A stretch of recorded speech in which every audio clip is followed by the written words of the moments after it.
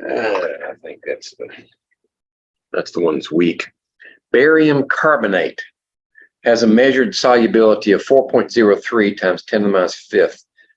And they don't tell you the units, but if they don't tell you the units, you can assume it's molarity. It's so many moles per liter of solution for that compound, barium carbonate. So we got to be able to write the compound first. All right, this is a 2 minus. Barium is an alkaline earth, so it's a 2 plus. That's all we need, just those two. One of each. And I should have written it down here so I can stretch out. I can't write across that one because there's too much glare. Barium carbonate, solid. It goes into solution as barium 2 plus and carbonate 2 minus.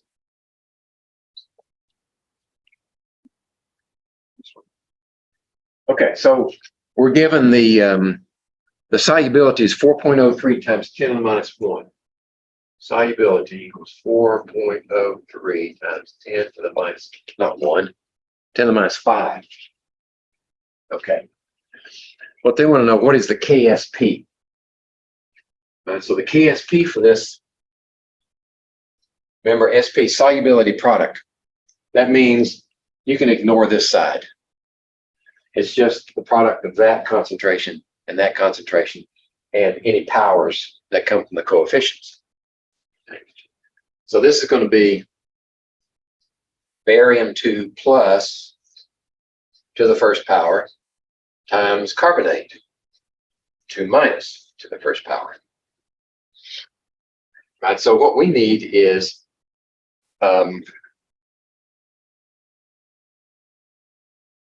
values for these two right here. Okay, if the solubility here is 4.03 times 10 to the minus 5 molar, then it's 1-to-1 relationship. You're going to have one of these over here and also over here at equilibrium.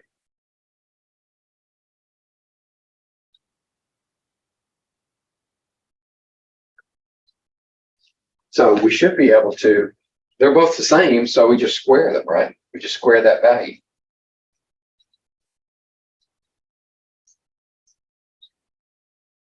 Should be the right value. See if we can make a liar out of me. Okay, and square it. 1.62 times 10 to the minus 9.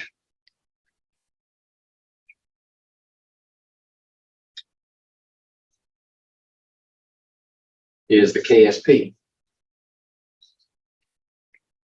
Okay. Now this solubility is temperature dependent, and so is the K. That's why we said at 25 degrees. Okay. We'll take easy ones first.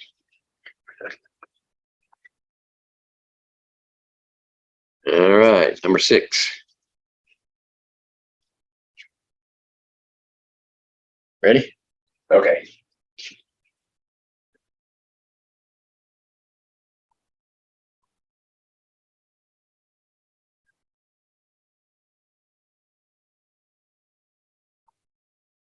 I think half the battle in any of the sciences is learning the lingo.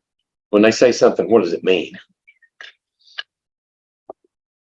When I moved over from food science into agronomy, it took me about a year to get comfortable with the way they talked.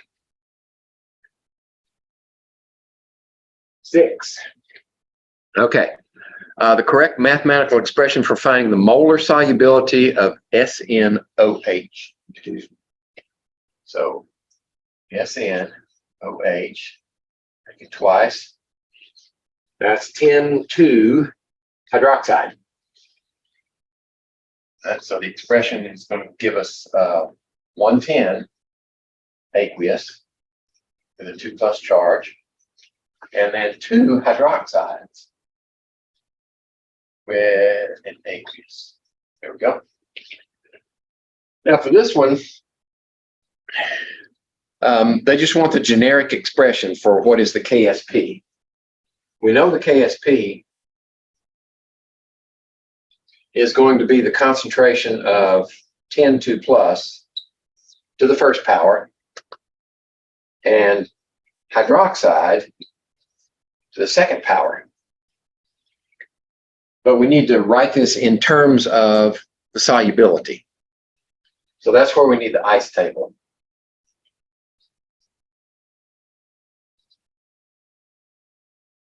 So this solubility is, oh, it doesn't matter. It has a certain solubility, right? And we're starting off with 0 here and 0 here. I put this over here next to I, but that's not where it belongs. Because this doesn't change anyway. But it does tell us that the change is going to be, for every one of these, you get one of those. And for every one of these, you get 2 of those. Okay? Because of the stoichiometry, the balanced equation. Okay, so the equilibrium then is going to have a S here and a 2S there. Now we can substitute those values in here. So this is S, and this is 2S squared. Okay? So this is S squared times S is S cubed, right? And 2 squared is 4. So KSB should be 4S cubed. D. Yep, D is the answer to this one. Okay.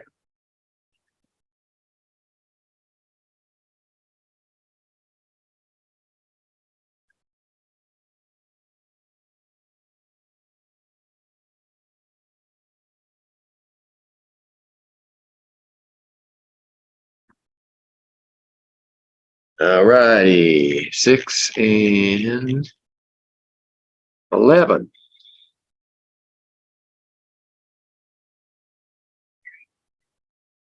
Which of the following compounds has the lowest solubility in moles per liter, molarity, in water? The lowest solubility. All right. There's a trick that we can't use on this one, but I'll explain it to you. When the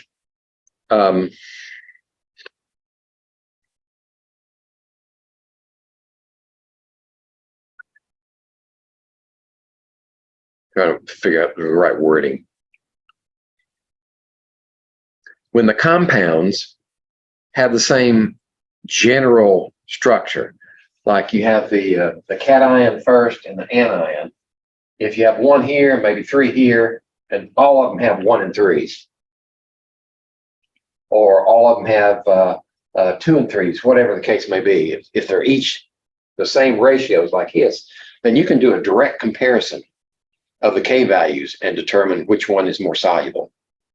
But when they don't, then you have to slog your way through it. Let me be sure I'm not making this harder than it needs to be. Yeah. Okay. So let's do a Henry Ford here.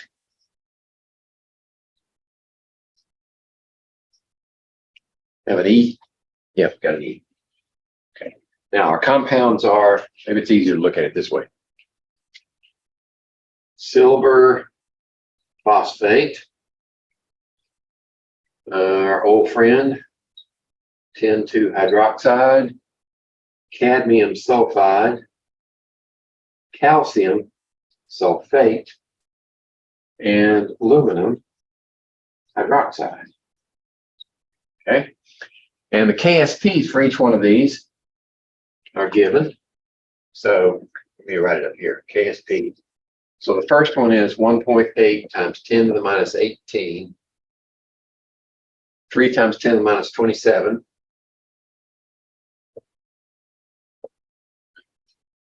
and 1 times 10 to the minus 28. And 6.1 times 10 to the minus 5.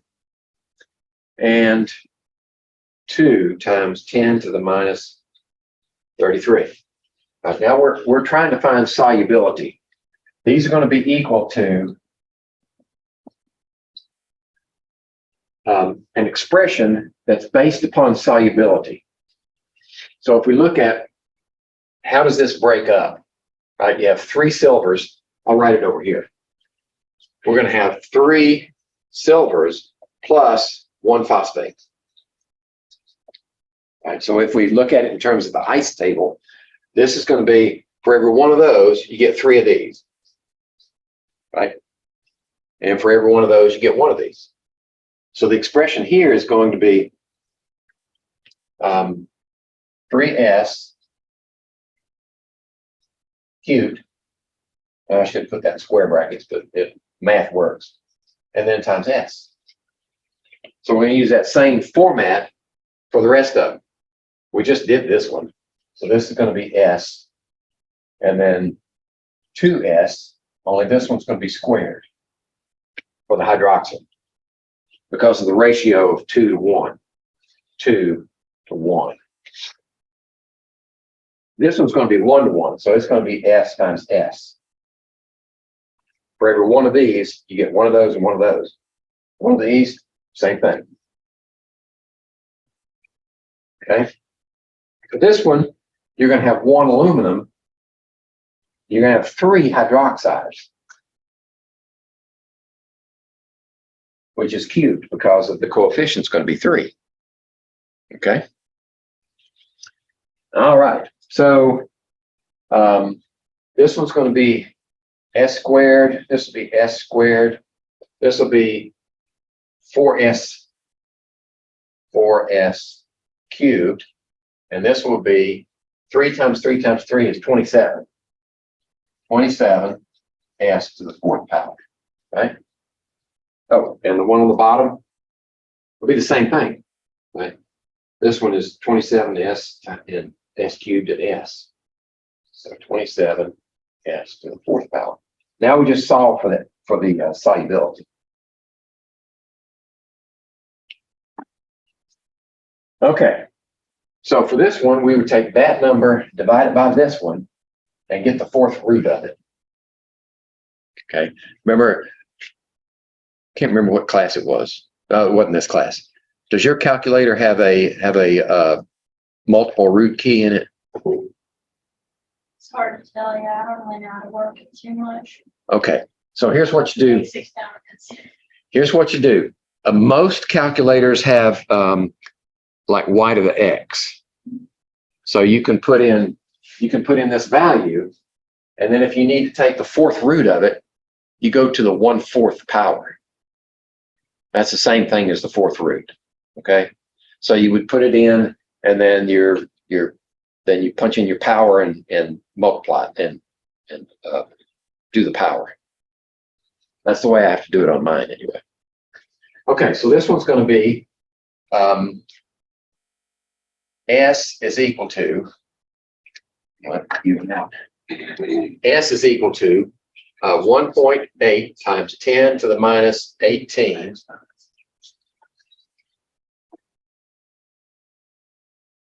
Heard voices.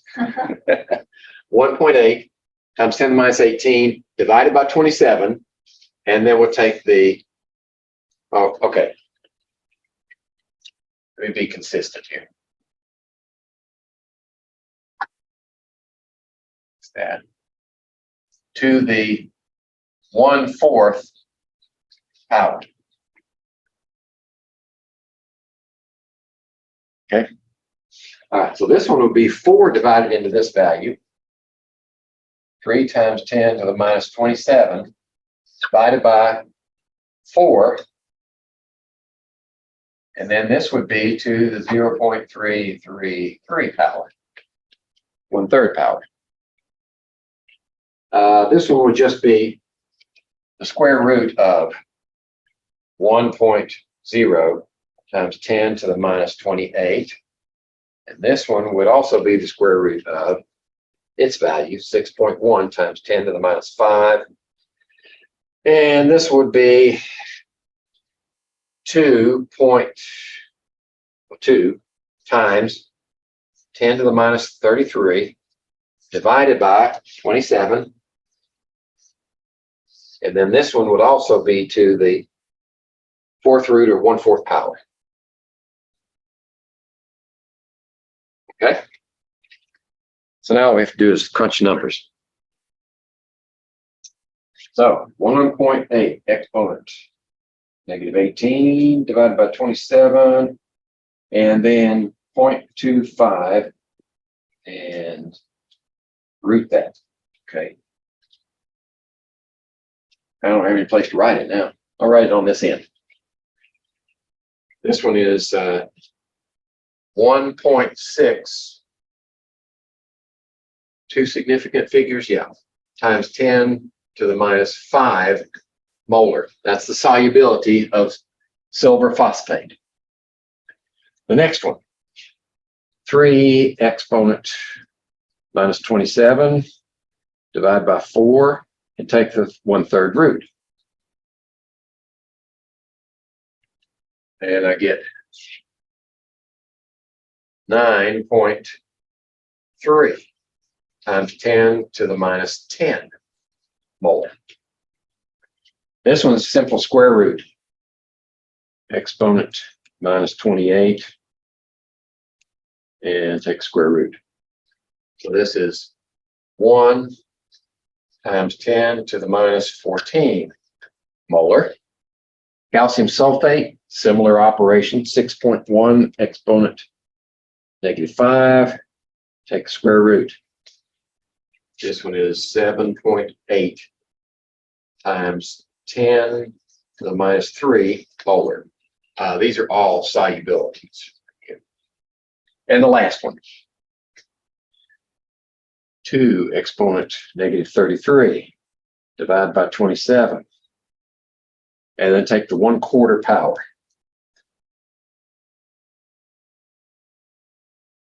There we go. This is 2.9 times 10 to the minus 9 molar. Now, what was the question? Has the lowest solubility. So I look at the powers first, the powers of 10. Right? So which one is the smallest one? This one right here. And there's no tiebreaker. Right? If you have the same power on 2 of them, which we don't here, but if you do, then you go to the coefficient to break the tie. So this one, C, cadmium sulfide, has the lowest solubility in molar units.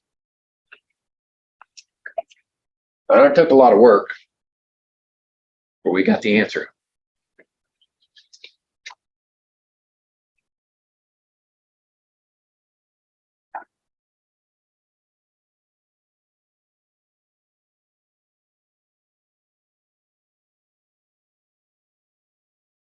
Eleven.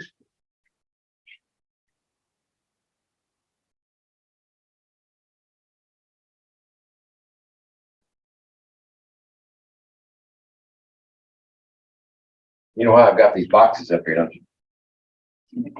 Yeah, okay. I can remember if I told you that before. Okay, that's 11:13.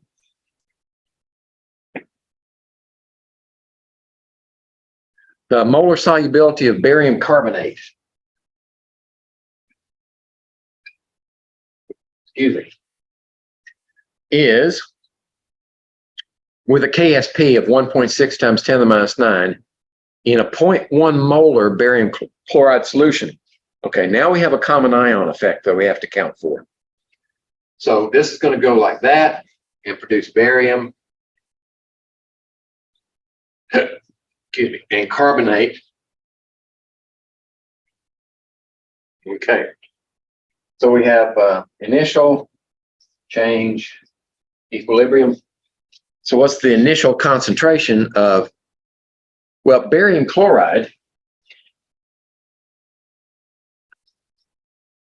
Which ions do we care about? Not that one. I mean, there's no chlorine in there. barium, that's the one we care about. And it's, for every one of these, there's one of these. So we have 0.1 molar barium to start with. And 0 carbonate. Okay, and solubility, I mean the KSP is 1.6 times 10 to the minus 9.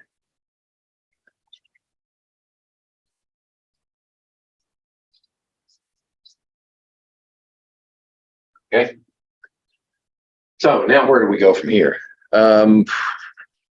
Solubility, that's the question, right? Molar solubility is, okay.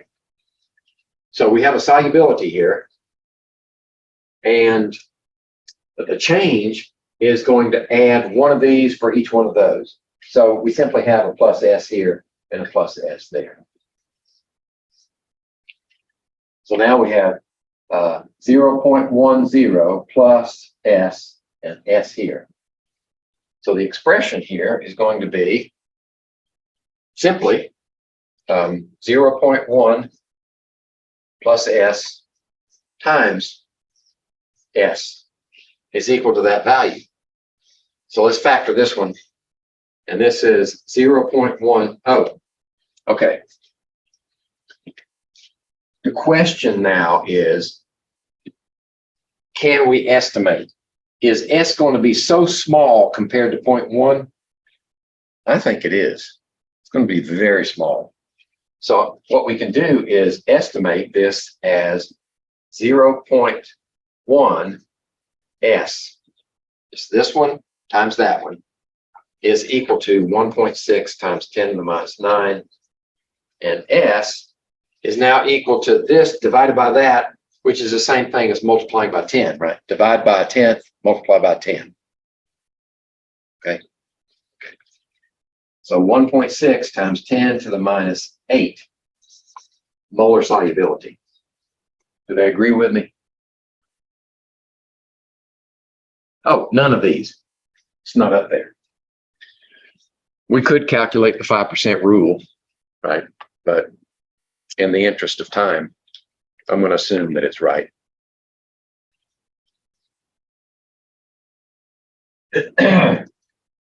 But that was taking into account that common ion, the barium.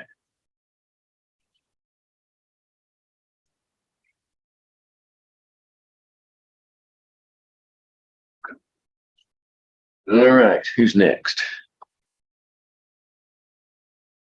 17.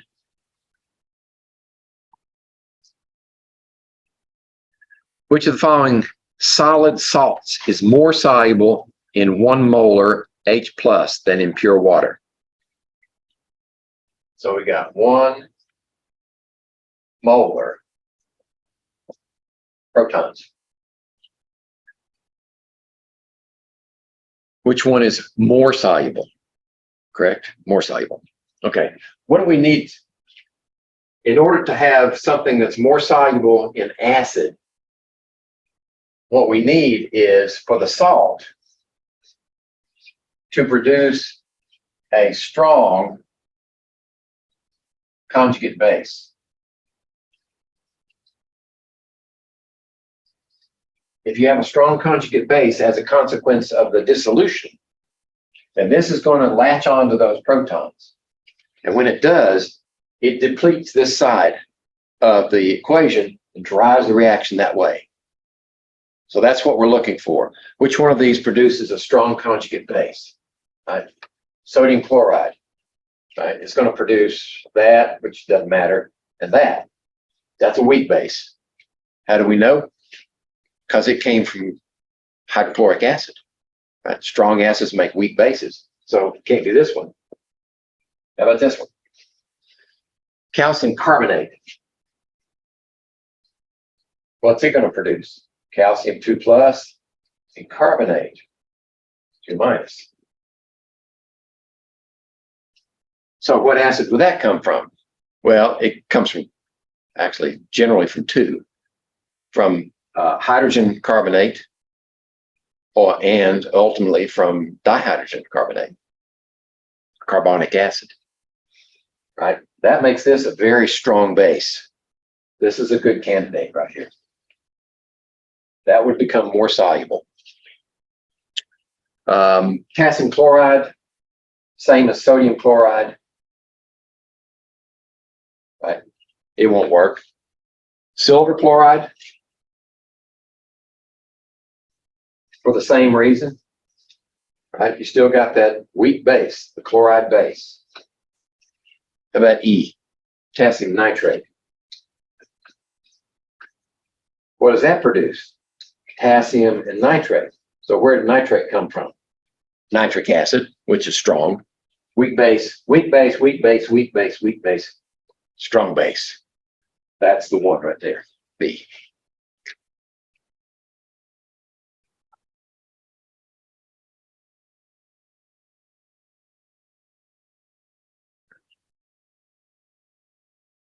And what do you do if you want to get more of your salt in solution and you're stuck with those weak bases? You forget the bases.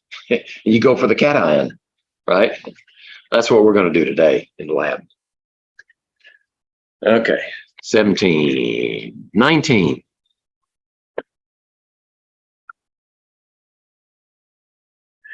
You have a solution consisting of 0.1 molar chloride and 0.1 molar chromate. You add 0.1 molar silver nitrate dropwise to this solution. Given the KSP for silver chromate is 9 times 10 to the minus 12, and for silver chloride is 1.6 times 10 to the minus 10, which of the following will precipitate first? All right.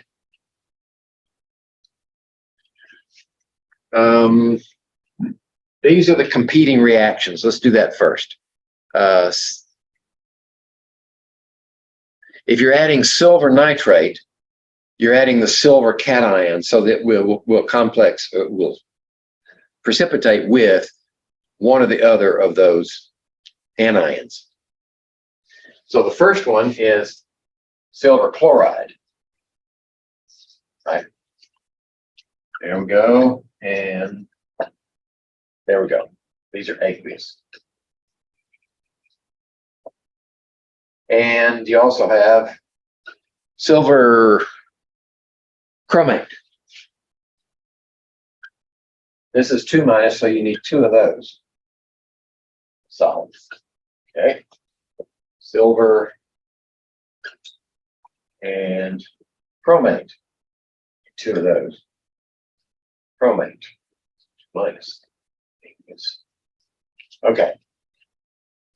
So the KSPs of each one of these for silver chromate is 9 times 10 to the minus 12.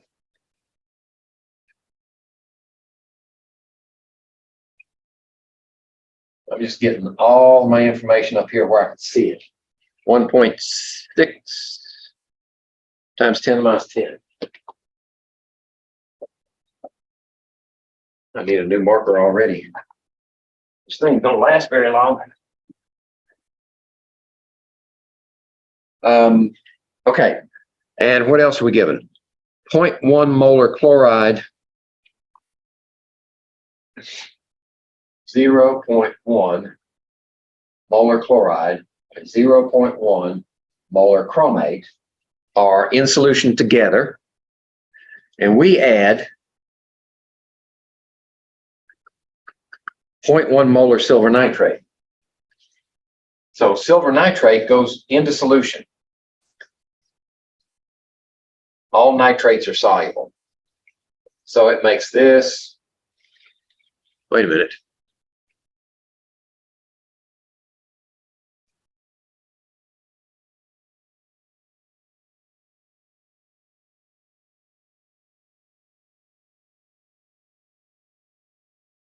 Oh, okay.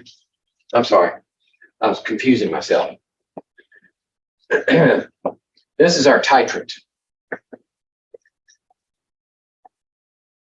Right. So the only thing we're concerned with is this one. So if it's 0.1 molar, it's 0.1 molar in silver. This is 0.1 molar. That means this is 0.1 molar. Okay. That means that when we titrate them, we've got this one or this one. Yeah, there we go. Okay, how do we tell which one's going to titrate, is going to precipitate first? We do calculate the Q for each one. I think that's where I'm headed. Be sure I'm not spinning my wheels.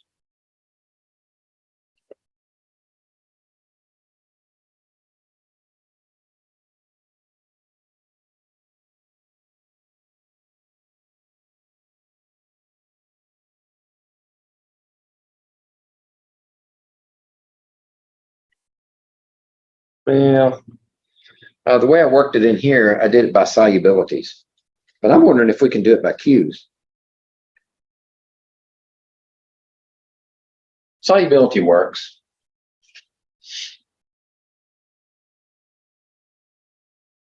Let's do it that way first. We'll do it by solubilities first. So this is going to be equal to S squared, right? S times S equals that. This is going to be equal to, this is S for that one. And this is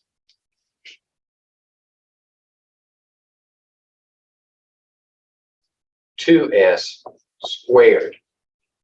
So that's equal to 4S cubed.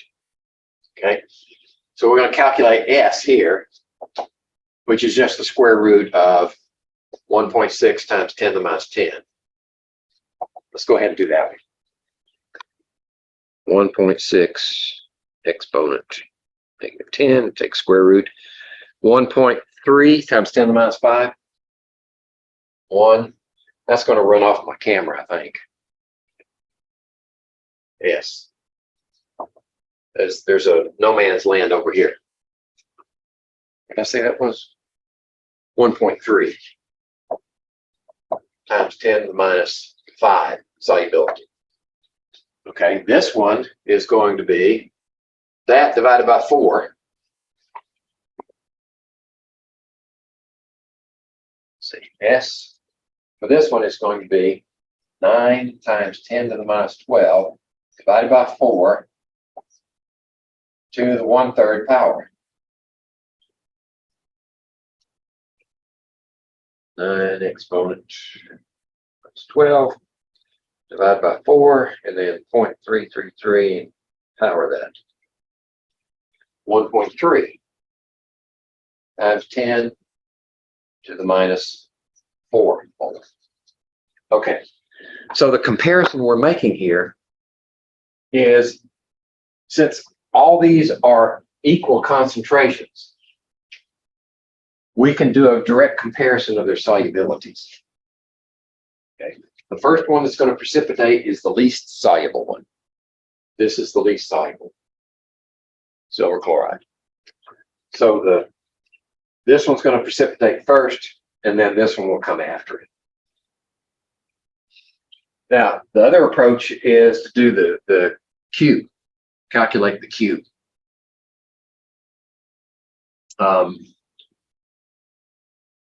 You know, if we calculate the Q, what are we going to compare it to? The Q is compared to the K, right? So the Q here would be what?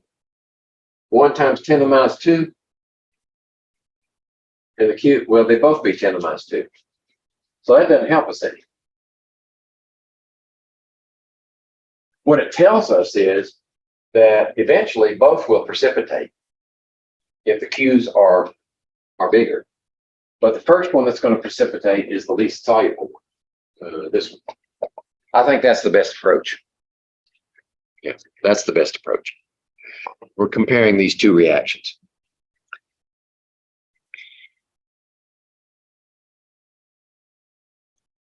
All right.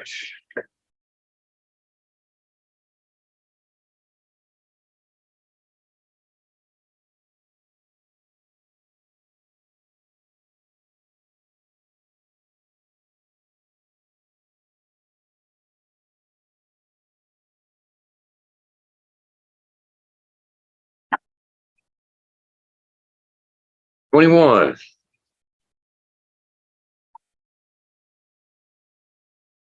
How many moles of calcium nitrate must be added to 1 liter of 0.182 molar Kf solution to begin precipitation of calcium fluoride?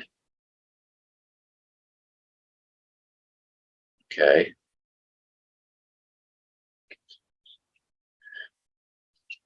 This is an application for Q. Okay, so we've got, what's the reaction here? Calcium fluoride precipitation. That's what we're looking for.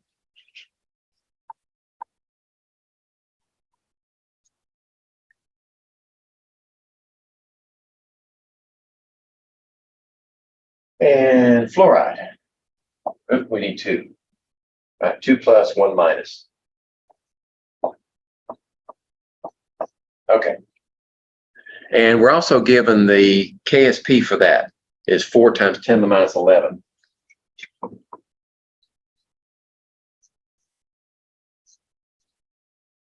There we go. Okay. What else are we given? 1 liter of 0.182 molar. How many moles? 0.182 molar Kf. So 0.182 molar Kf produces how much F? Same amount, right? So we've got 0.182 molar there. How many moles of calcium nitrate? So how many moles of this are required to start precipitation? Well, if we calculate this Q value, it's going to be one of these, one of those calciums, times 0.182 squared. Right? Isn't that the Q?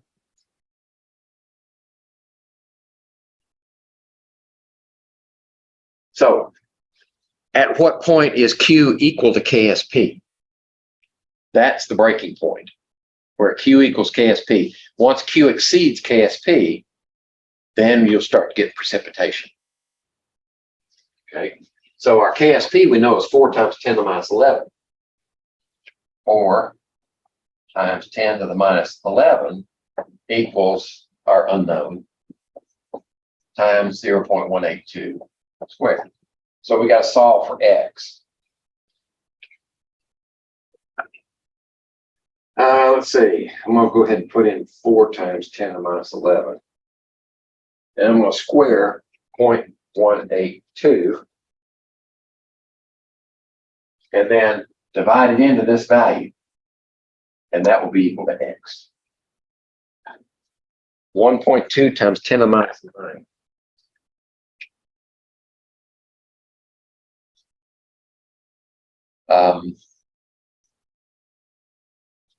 Molar.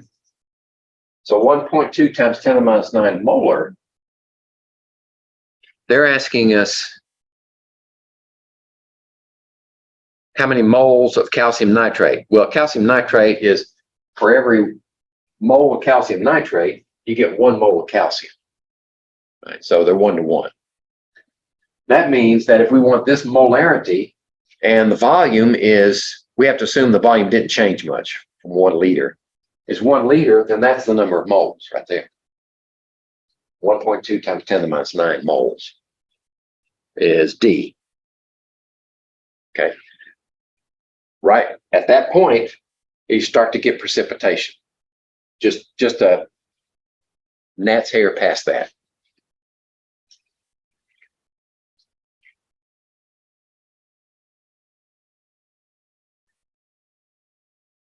And if you're actually doing a titration and looking for calcium fluoride, my guess is you'll have to do it the same way we're going to do ours today. Use the Tyndall effect. Otherwise, it'd be difficult to see. You probably overshoot your endpoint. Okay. Let's see what we got here. 23. Am I doing on time?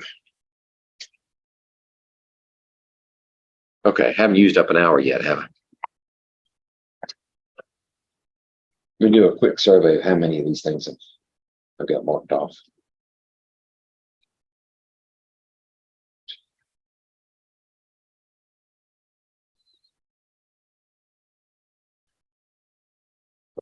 Okay, I need to get a move on. A solution of 0.01 molar in each lead nitrate, manganese nitrate, zinc nitrate. So what that's telling us is the concentration of the metals are also 0.01 molar. Solid sodium hydroxide is added until the pH of the solution is 8.5. Which of the following statements is true? No precipitation will occur, only lead hydroxide. Okay. All right. So we've got lead, manganese, and zinc, all 2+ ions.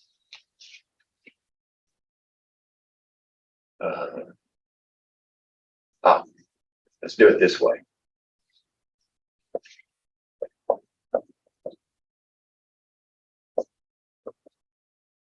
Oxide. Here we go. And the second one is manganese, and the third one's zinc.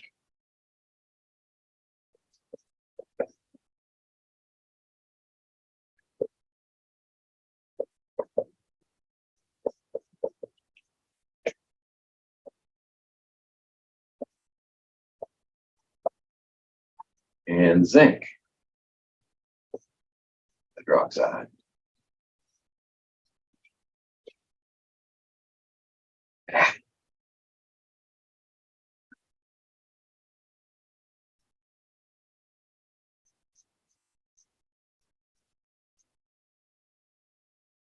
There we go. And we're given KSPs for each one of these. First one is 1.4 times 10 to the minus 20.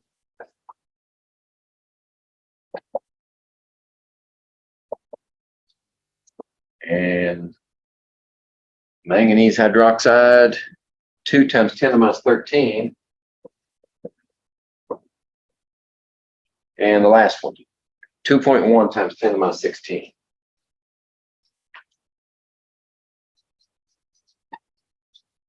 Okay.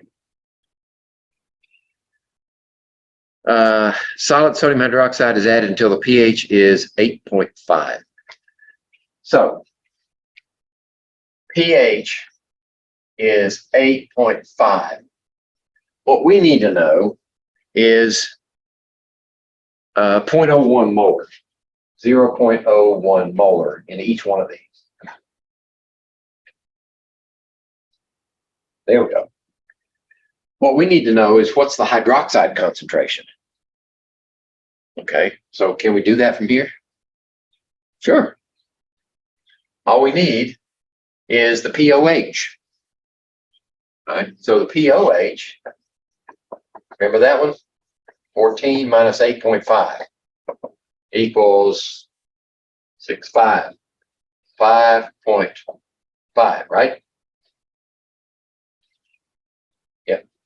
So now the hydroxide concentration is equal to 10 to the minus 5.5. Okay. 5.5, let's change that sign. And 10 to that one. 3.2 times 10 to the minus 6. This is 3.2 times 10 minus 6 molar. So each one of these is 3.2 times 10 to the minus 6.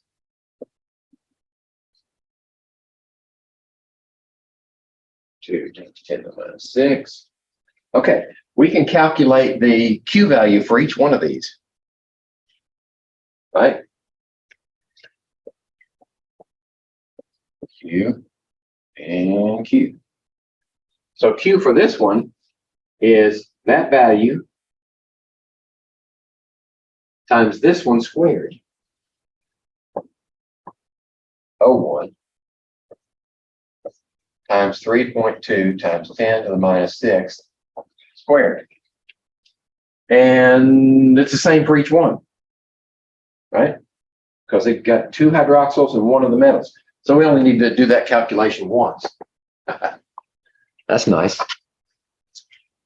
So let me take that one, 3.2 exponent minus 6 and square it. And then times 0.01. And that's 1 times 10 to the minus 13. 1.0 times 10 to the minus 13. It's the same for each one.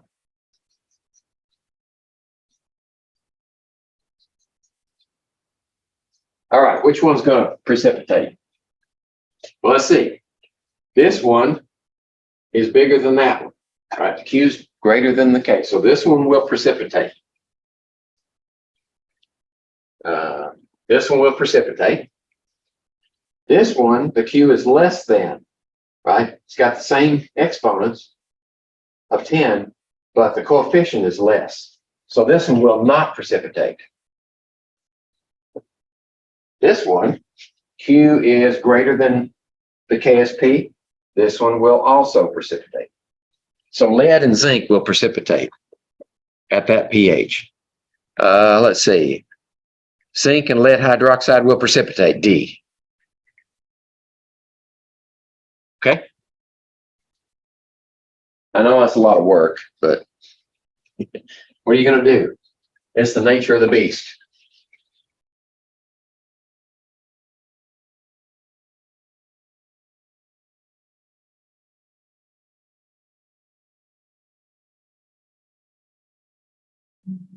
Yeah. These new erasers take some elbow grease. I like the ones with all the little fibers sticking out of them. These have kind of a felt pad on them. They clog up too quick. They do have magnets on them. I slap it on the wall and it'll stick. 24. All right. I think we're going to need that chart for 24 because it looks like we've got analytical groups for sequential precipitation. In the qualitative analysis scheme of metal ions, how are the analytical group 2 cations separated from those 3 through 5? So we need to go to useful information because I don't have it memorized either. Let's see. Here it is. Remember that chart right there? Okay. So how do we separate group 2 from 3 and after? So this has 2 in it right here. If we go here, that separates out group 2. It's color coded. So that second group is separated out by adding hydrogen sulfide to an acid solution. Hydrogen sulfide in acid matrix. Let's see if we've got one that matches that. Adding C and D adds hydrogen sulfide. C is acid solution forming insoluble metal sulfides. There you go. So that's C. Okay, that's pretty straightforward.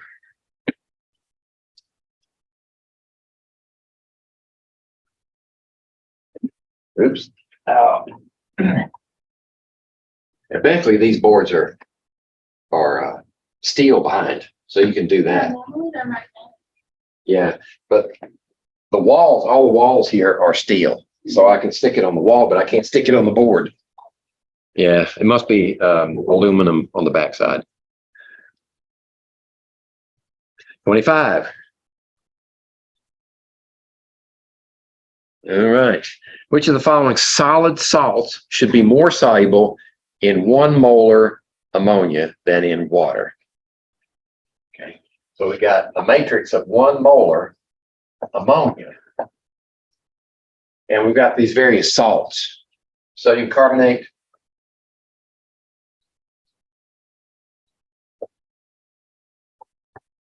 and potassium chloride,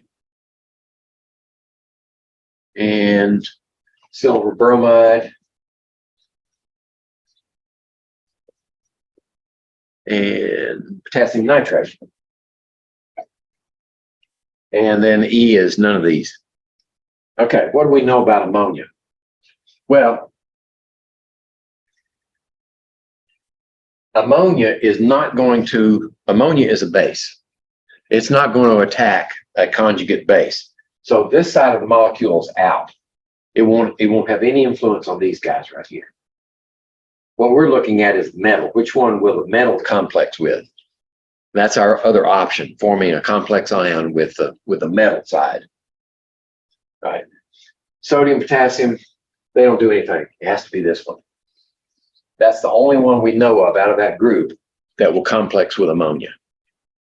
All right. And it will form this complex ion. What you got, Dave? And that is soluble, but it's also stable. So it removes silver from this side, the other side of the equation, and draws more of that into solution.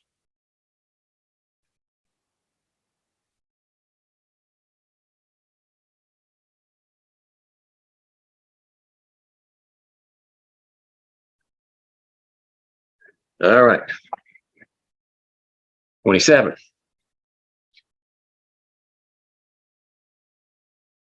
The correct mathematical expression for finding the molar solubility of lead 2 chloride. Lead 2 chloride. So we need 2 there. It's going to go into solution like this with 1 lead and 2 chlorines. Right. So if the solubility is S, we're going to get one of these at equilibrium. We're going to get an S, and we're going to get 2 S's here. Okay. So the KSP is equal to S times 2S squared. Okay. So that would be 4S cubed. Is that one of our choices? Yeah, D.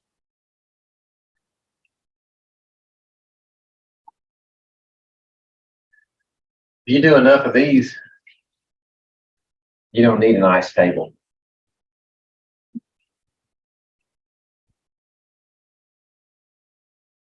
Because they're all solved the same way. Which of the following leads to the formation of precipitate? Okay, we know that one. When the Q is greater than the KSP, we get a precipitate. That's just definition.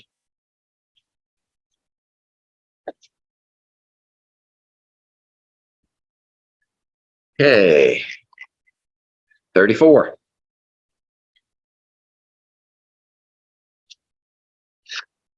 Calculate the solubility of silver chromate with a KSP of 9 times 10 to the minus 12 in a 0.04 molar silver nitrate solution. Okay, so we have a common ion here that we have to deal with. Silver chromate.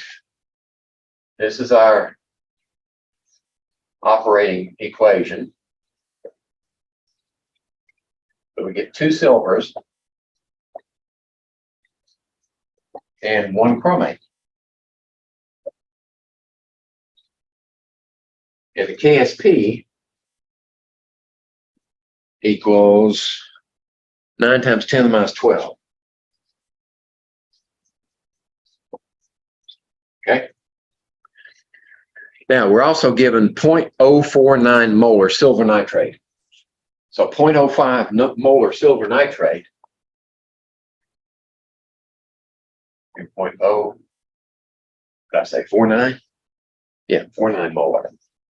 If you got that molar silver nitrate, so all nitrates are soluble. So for every one of these, you get one of those. So it's going to be the same concentration. 0.49. This is the initial concentration. Then we have change and equilibrium. So we're going to get one of these. If that's S, then we're going to get 2 S's over here, plus two S's, and we're going to get plus one S there. That means this one is 0.049 plus 2S, and this one is S. So this expression, I'm going to erase that, give myself some room. This expression is equal to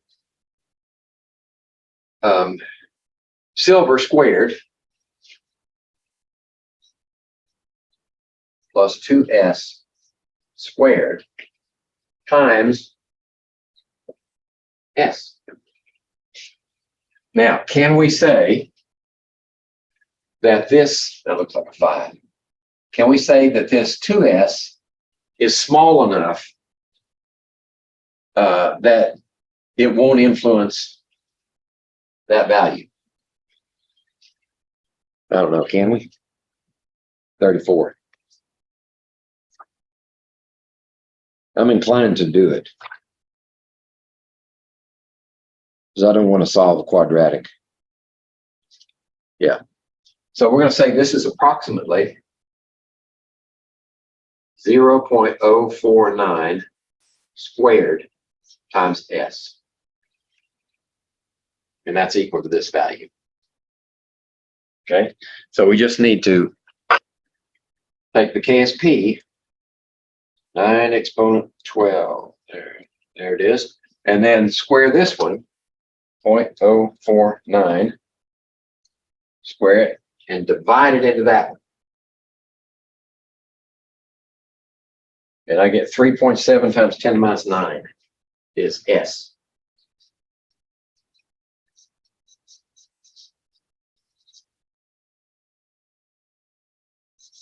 Molar solubility of silver chromate if it's got this much silver in solution already.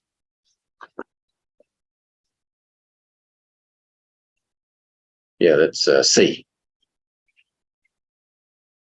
Okay. I can get two of them on there at once.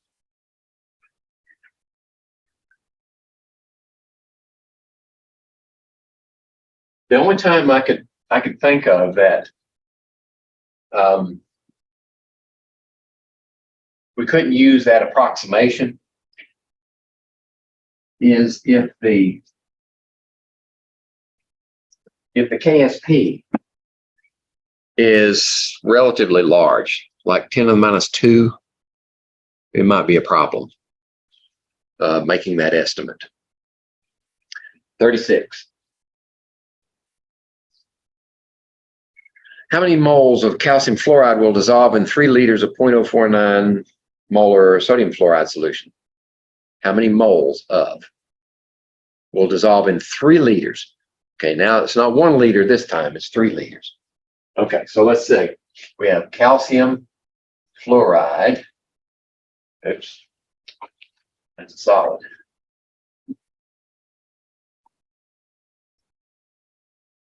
Dissolves in water at calcium 2+ aqueous plus 2 fluoride ions, aqueous. And we're starting off with 0.09 molar sodium fluoride, which means, since they're 1-to-1, 0.089 fluoride concentration.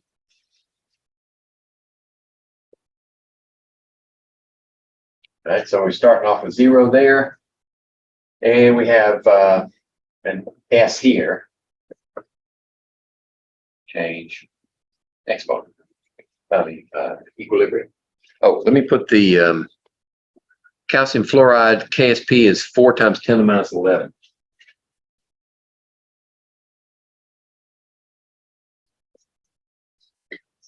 There we go. Okay, so what's going to happen here? Well, we're going to get some of this, right? So this solubility is going to produce an S here, and it's going to produce 2 S's over here.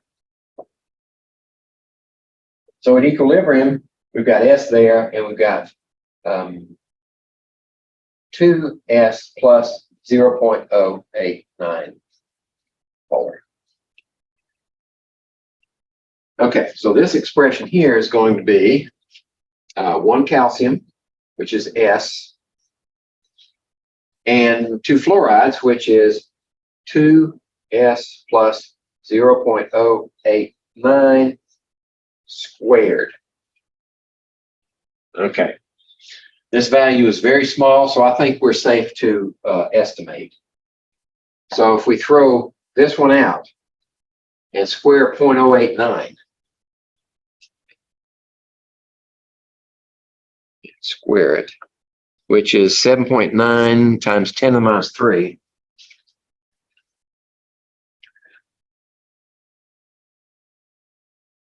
(7.9) times 10 to the minus 3 s. All right, that squared times s is equal to 4 times 10 to the minus 11.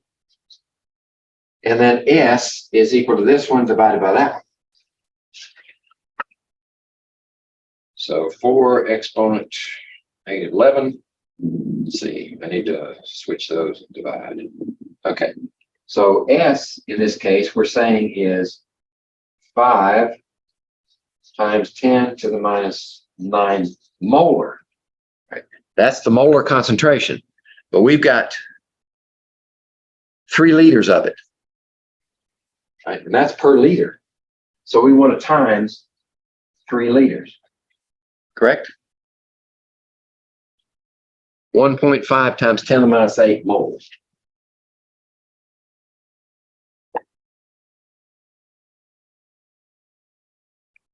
Of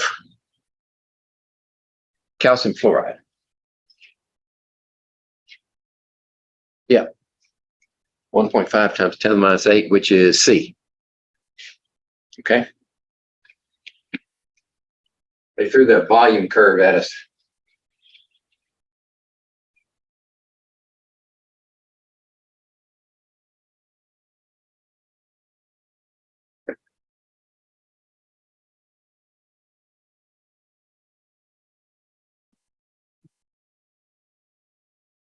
Oh, 37.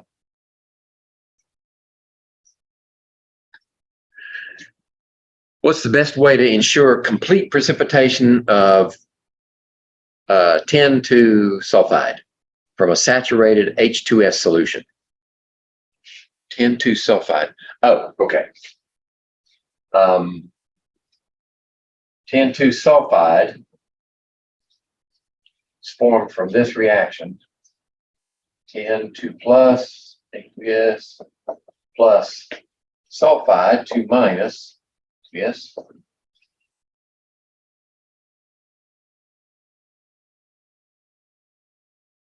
From a saturated H2S solution. Saturated H2S solution.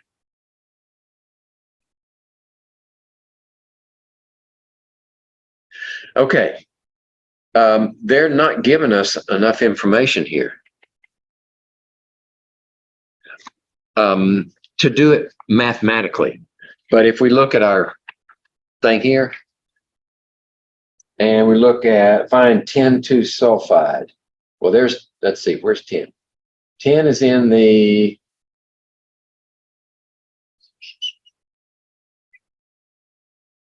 huh, 3 plus and 4 plus. Where's 2 plus?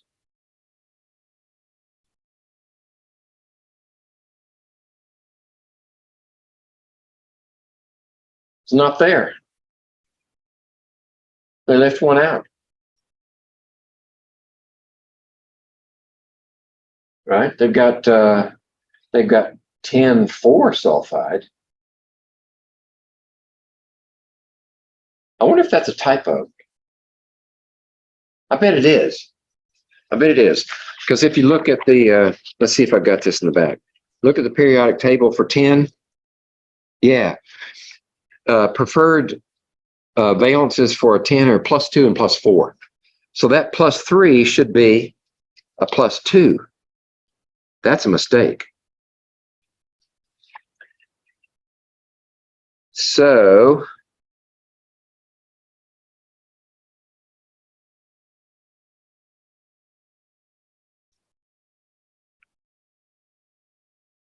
they don't have it down here. I never noticed that before. this should be, when you add sodium hydroxide, you get, well, there's 10 sulfide, 10,4-sulfide. We need 10,2-sulfide. So it's add sodium hydroxide.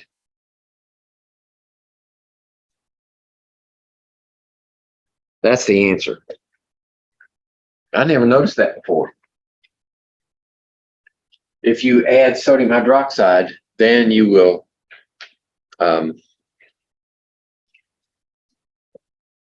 H2S breaks up into ultimately 2 hydrogens and 1 sulfide.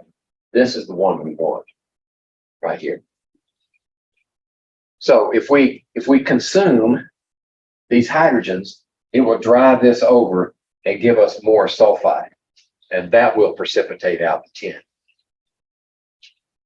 Okay, we just combine these with hydroxides and make 2 waters, and that drives this reaction over here. That will precipitate out the tin.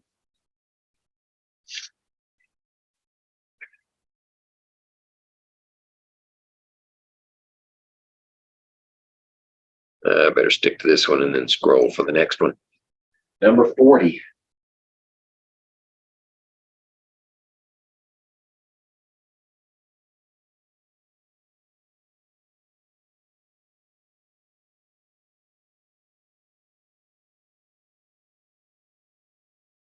Right. The concentration of magnesium 2+ ion in seawater is 0.052 molar. At what pH will 99% of the magnesium be precipitated as the hydroxide? Okay. So our controlling reaction is going to be magnesium hydroxide, solid, magnesium 2+ in solution, and 2 hydroxyls in solution. So the KSP for this is given 8.9 times 10 to the minus 12. Yeah. The concentration of magnesium in seawater is 0.052 molar. 0.052 molar. We want 99% of it. So what's 99% of 0.052? 0.99 times that. 0.052 and then 0.99 times. I'm going to keep 3 significant figures. 5.15. 5.15 times 10 to the minus 2. Yeah.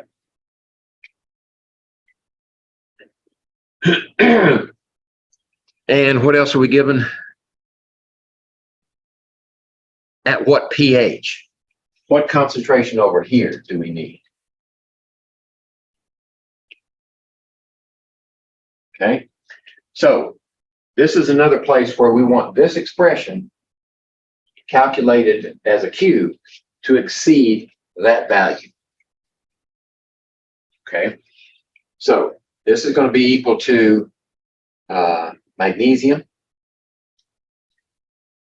5.15 times 10 to the minus 2, first power, and then x squared. So what's x? We'll divide this one by that one. 8.9 exponent 12. There we go. Flip it and divide. There we go. And then square root. Right there. So this is 1.3 times 10 to the minus 5 molar is the hydroxide concentration. And they're asking for pH, right? Yes, pH. All right. This is OH. So POH is the negative log of that. So let me say, I'm going to take the log of it, change the sign. 4.88. And the pH is equal to 14 minus 4.88.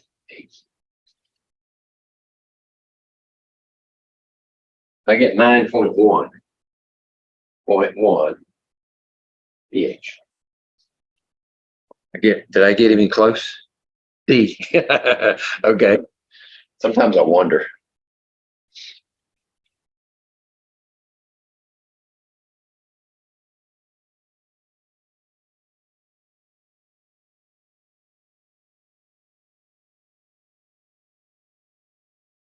All right. Now 41. Let's see. There we go.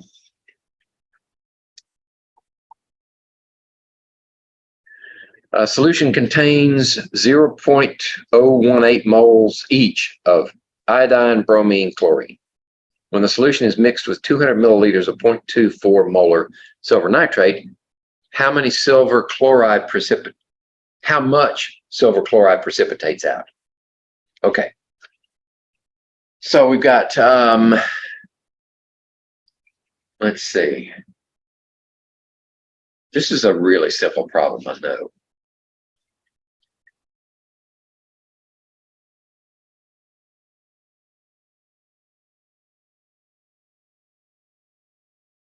Okay. Are they in order? Iodine, bromine, chlorine. They're in order of least soluble to most soluble from top to bottom. Let's keep it that way. Silver iodide, silver bromide, and silver fluoride. Okay. So we're starting off with 0.24 molar silver nitrate, 200 milliliters. Does it matter? Yeah, we're going to calculate.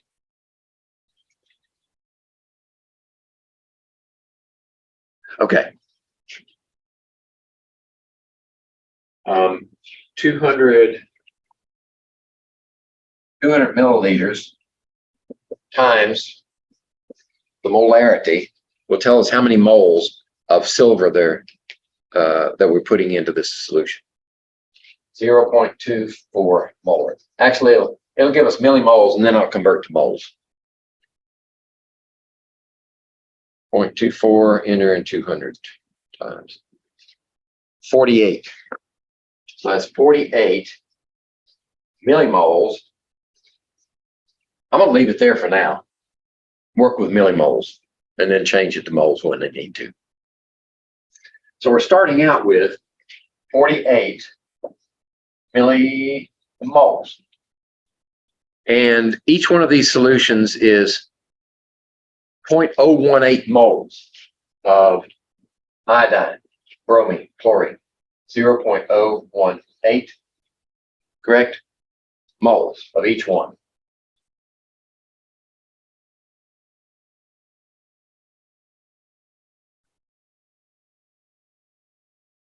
Okay, how many millimoles is that? That's 18. Maybe I better convert this. 0.048. There we go. That's better. Okay, so how much does this take out? This is the least soluble. So this would take out 0.018, would leave us with 0.03, right? That's what's left over. How about this one? That would leave us with 12, or 0.012, correct? Okay. So even though we've got 0.018 molar chloride, there's only enough to precipitate out this much.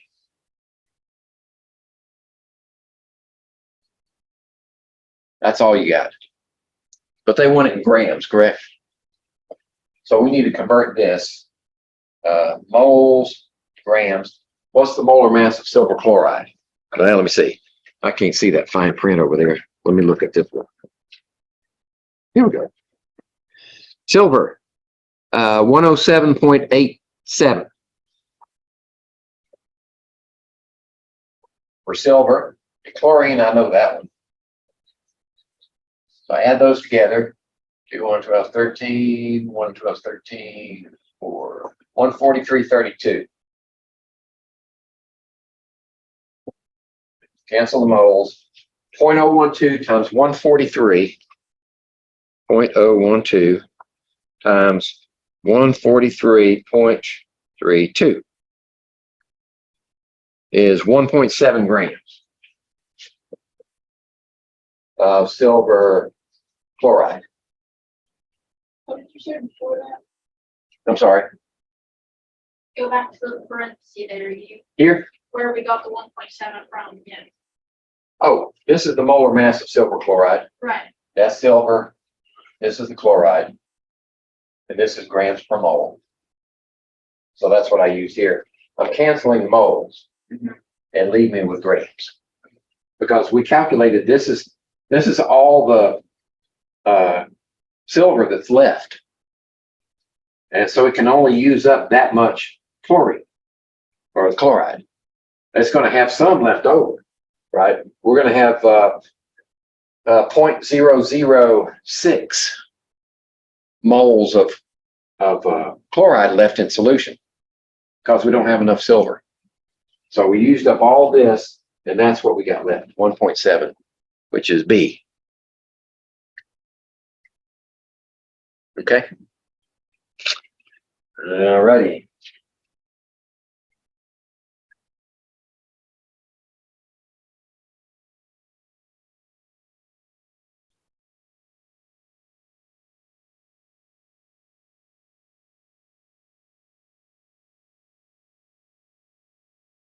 Okay, scroll time 43. Oh, we get to look at the chart again. When we have let me write that up here, 43. When we got a mixture of cations of analytical group 1 through 3,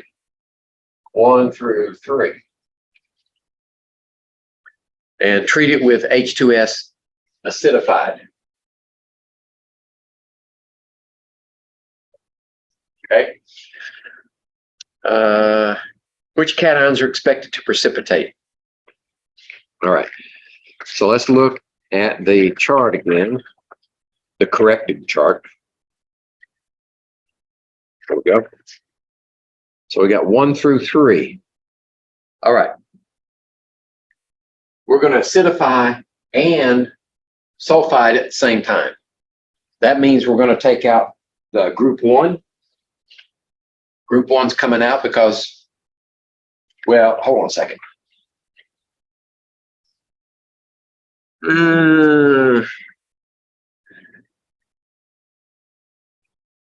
Okay, that's not a good question because you can acidify it with nitric acid, and that won't drop out group 1 because group 1 comes out all as chlorides. So we have to assume that it's chlorides too. The acidification is with HCl. Otherwise, this doesn't work. If you want to avoid taking out the chlorides, then use nitric acid and H2S. And that will just get group 2 and skip over group 1, right? But in this case, I think what they're asking for is it's going to take out group 1 and group 2. Yeah, that's what they were expecting. Ooh, I need to make a note on that one. Where is I do with it? Here. Duh. That was number 43. Here we go. Assume HCl. All right.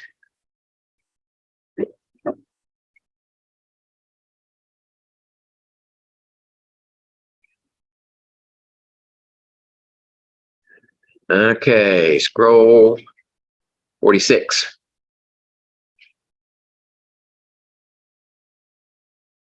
The cation M2+ reacts with ammonia to form a series of complex ions as follows. Ooh, okay. So we get 1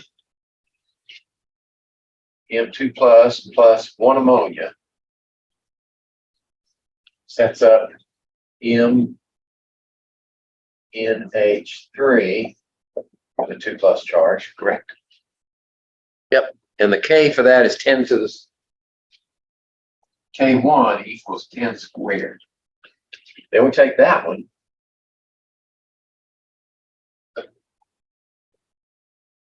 Add another ammonia. And this one becomes MNH3 taken twice, and it's still 2+. Because ammonia is neutral. So we've got the same charge all the way through. And that's 10 to the third. And then we have this one. I may not need to write all this stuff up here, but just in case. Then we get our third ammonia. And the K2 for this one is 10 squared. All right. So a 1 times 10 to the minus third mole sample of MnO3 is added to 1 liter of 15 molar NH3 with a Kb of such and such. Choose the dominant species in this solution. That's a lot of smoke. The dominant species is based upon this set right here. If this one is going to be shifted by a factor of 100 to the right, then this one's going to be shifted by a factor of 1,000 to the right, and this one by 100 to the right. This is going to be the dominant species. And the way you can prove it is put all these together, right? M2+ plus 3 NH3s yields what? Well, use this one.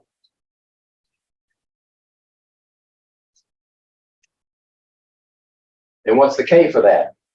Well, it's 2 plus 2 is 4, 5, 6, 7. K is equal 10 to the 7th. So that's driven all the way over to this one. That's the dominant species. Now, if we had one oddball in here like a negative 10 power, that would be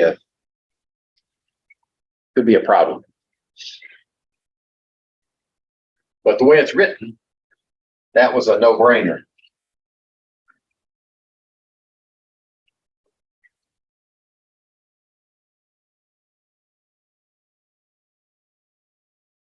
All right. 47.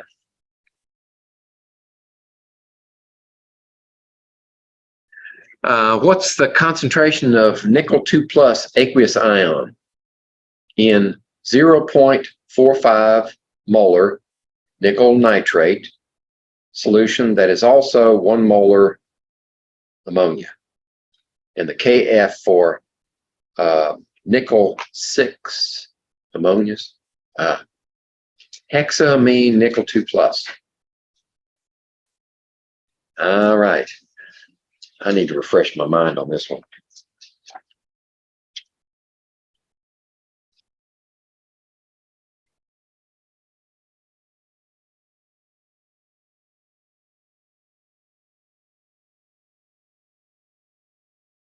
Okay. All right, this is going to be a stoichiometry first, then equilibrium. So the reaction is going to be nickel. Yeah, it's going to be the nickel ion.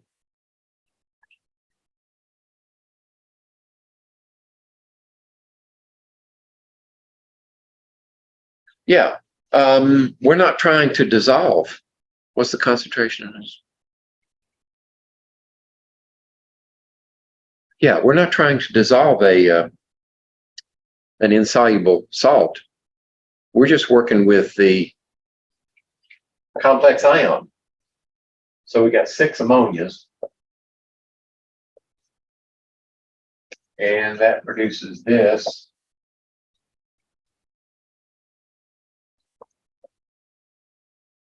plus, and these are all aqueous. Okay. I think I got that right.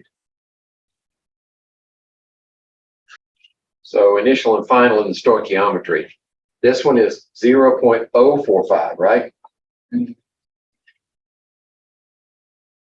Yes. And this is 1 molar. And this is 0. Okay. So for every one of these, I need 6 of those. So if we lose, let's do it like this, change, fine. 0.045. If I lose all of this, do I have enough ammonia? So we need, what do I have left over? I have 6 times 0.045. Yeah. And this is going to be 0.045, enter, and 6 times, yeah, that's less than 1. It's 0.27 subtracted from 1. 0.730. 0.73. There we go. This is 0. What's this one over here? Well, it's the same as this one. If we lost this over here, it shows up over here.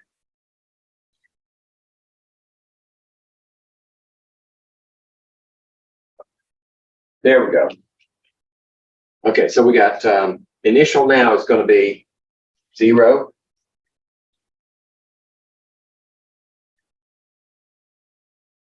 And this is going to be 0.730.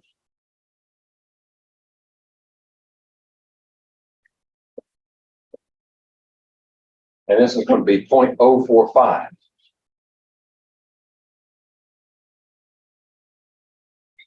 All right, now we get a change. It's got to move this way.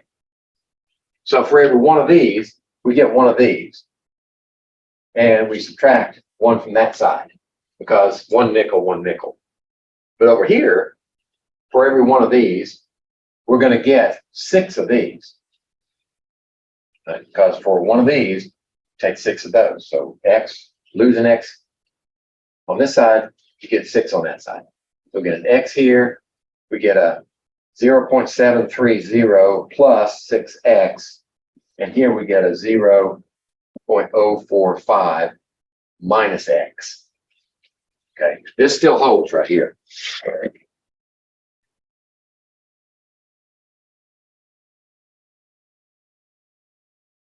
All right, so let's plug in our values and see if we need to estimate anything. All right, this one is that value right there. 0.045 minus X divided by X and ammonia.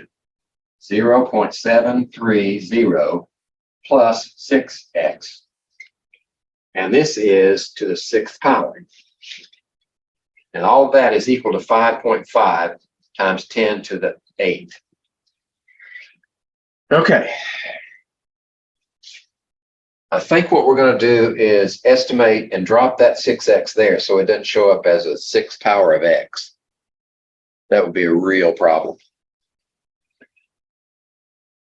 So this is approximately 0.045 minus X divided by X times 0.730 to the 6th power.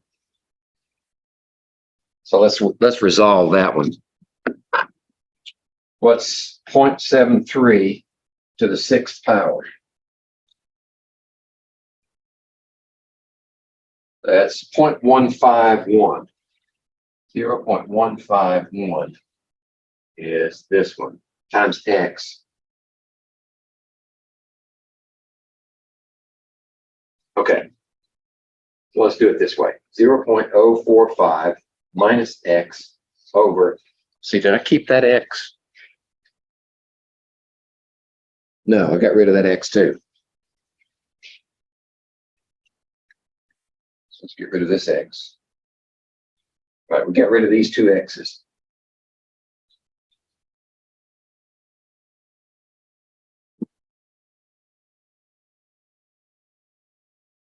And this is 0.151 X. Okay. So I need to bring this one over to one side, 0.151 X on the left-hand side, and put this one over here where it used to be. Right? Just swap places. 5.5 times 10 to the 8th. And then in the numerator, 0.045. There we go. So I need to divide this one into that one, and then divide it again by 0.151. 0.45 and 5.5 exponent 8 divide, and then divide by 0.151. So X is 5.4 10 to the minus 10. There you go. So that's the concentration of nickel in solution. That would be A. Whew. That was a bear. Looks like an extra credit to me.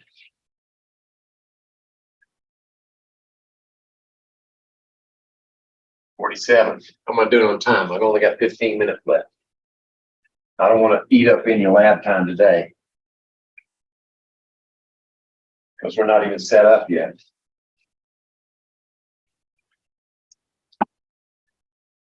Let's see. The KF for the complex silver, diamine silver 1 is that. KSP for silver chloride is that. Calculate the molar solubility of silver chloride in 1 molar ammonia. And this is probably a good one to do, because it has a bearing on the lab we're going to run today.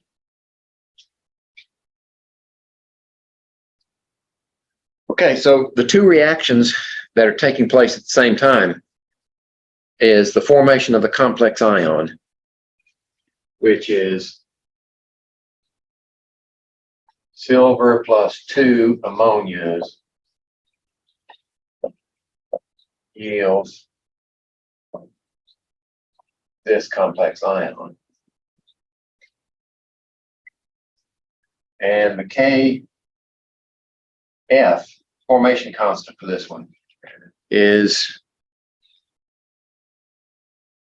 1.7 times 10 to the 7th.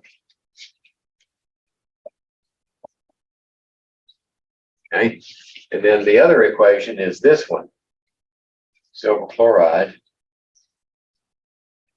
yields silver ion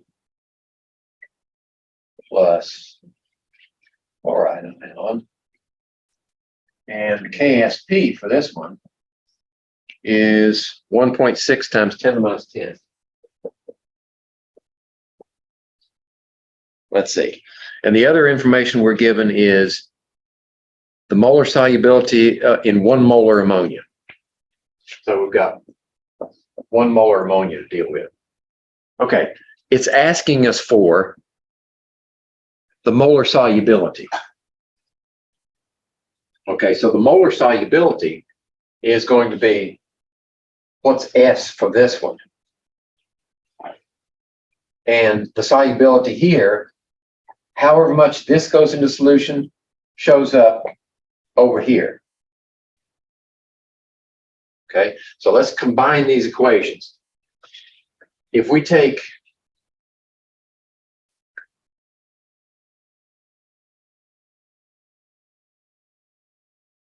if we solve this one, let's write out the KSP first.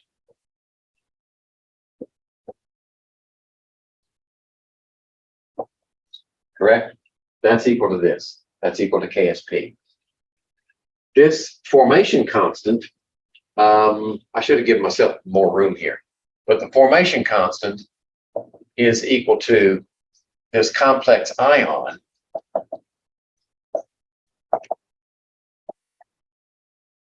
divided by silver, and ammonia squared. So if we take this one and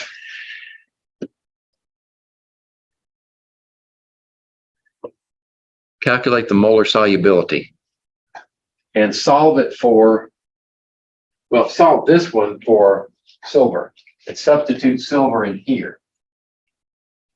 So that would give us, what is this one solved for silver?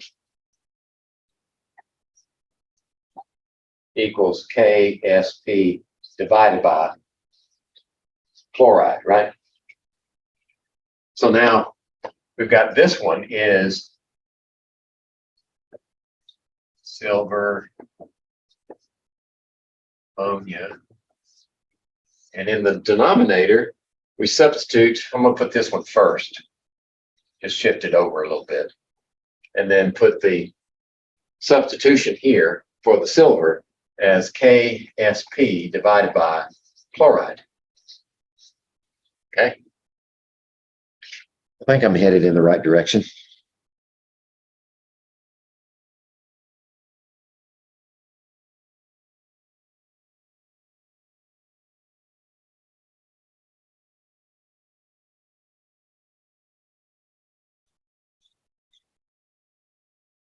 Okay. So what does this one look like in an equilibrium? Right. This would be the product side, this would be the reactant side. But the KSP here, you can't put a KSP in a balanced equation. You have to put what it represents, right? So this one equals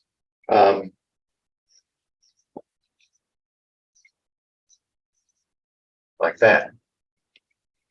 So that means that this actually is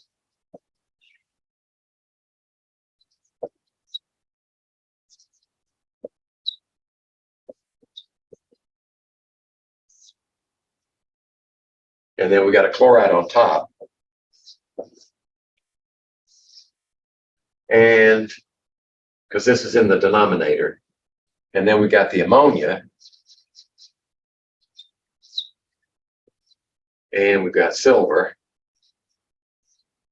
And we also have chloride here.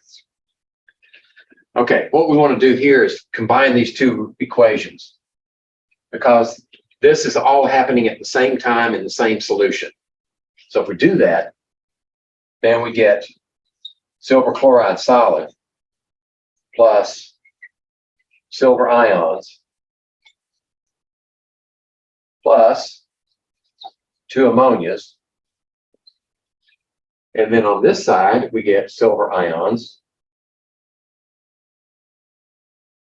plus chloride ions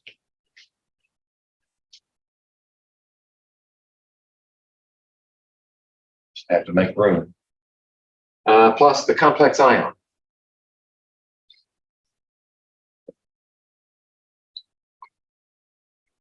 Okay. Now for this equation, the silver goes out. Okay, so we're left with silver chloride solid plus ammonia yields chloride plus silver nitrate. And the K for this one, the KSP, was equal to 1.6 times 10 to the minus 10, wasn't it? So the K for this one is that times that. 1.7 exponent 7, and then times 1.6 exponent minus 10. And that's 2.72 times 10 to the minus 3. That's the KEQ for this equation as written. So the I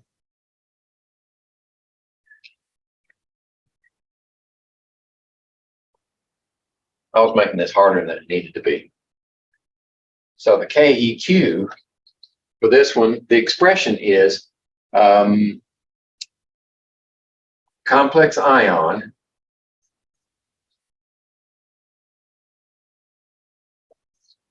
Just one of them. And then the chloride. And then this side is silver. Oh, that's a solid. It's not there. There we go. That should be, yes, that should be the expression for the and this is equal to 2.72 times 10 to the minus 3. All right.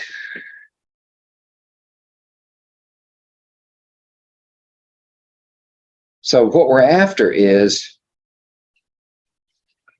let's go back to the question, molar solubility. The molar solubility is S. So where was S go in here?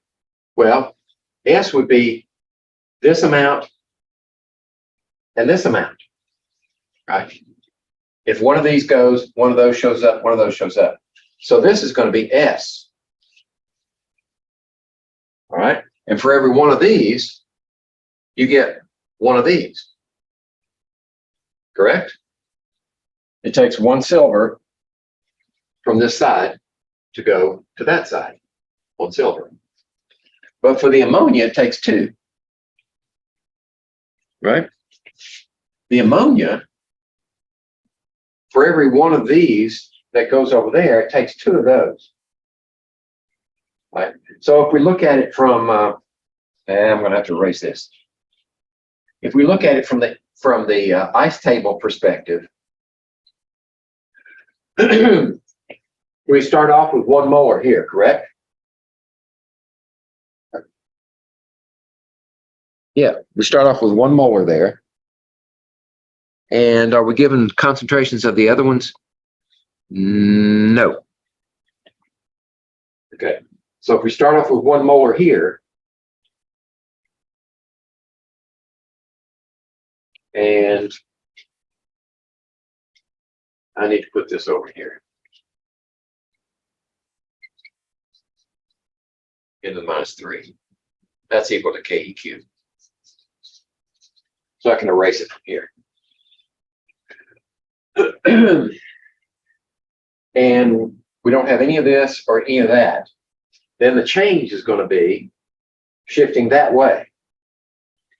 All right, so for every one of these, we lose 2 of those. And we gain 1 of these. And we gain 1 of these. Correct? Now, that's change. Sorry. Minus 2s. So this is 1 minus 2s. This is S, and this is S. I believe that's the way it should go. Okay, so if we put that in this expression, then this is equal to, I had this right the first time. This is S, that's S, and this is 1 minus 2s squared. Okay? So this is going to be S squared, and are we allowed to get rid of that 2s? No, we don't need to. No, we don't need to. Here's why. 1 minus 2s, and that's squared, is equal to this one. Just take the square root of both sides, right? This is S over 1 minus 2s squared. So if we take the square root of both sides, we have the square root of 2.72 times 10 to the minus 3, take square root, is 5.22 times 10 to the minus 2.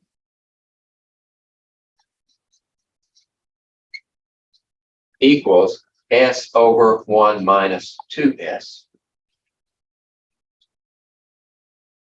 Okay, so in the interest of time, yes, I just want to be sure I got my numbers right. Okay, S should be 4.73 times 10 to the minus 2.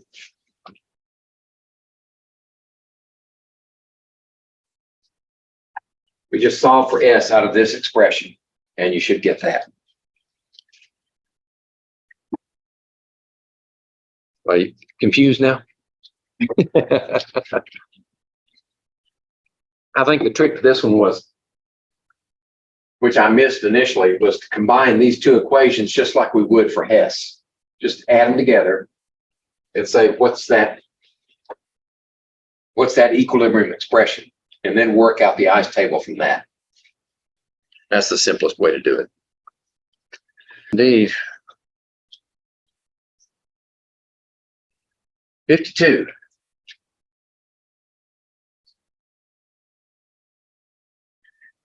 For the system, 500 milliliters of 0.2 molar manganese 2 nitrate mixed with 1 liter of 1 molar sodium oxalate.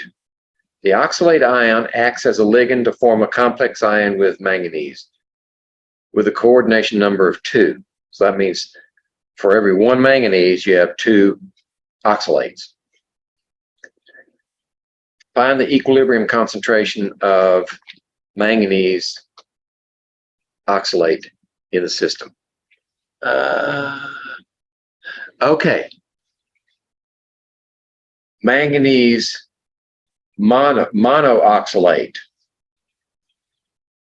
So they're throwing us a curve.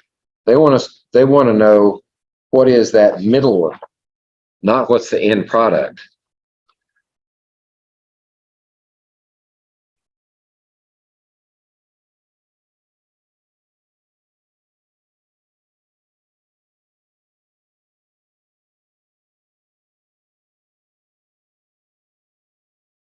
Okay. That's what I thought. I'm just confirming. So the first reaction we have is manganese ion plus the oxalate. It's 4, is it? Yeah, the 2 minus. And that forms, this is the one we're after right here. C2O4. And these are all soluble. Yeah. And this K value, we put that up there. 7.9, 10 to the 3rd. Okay.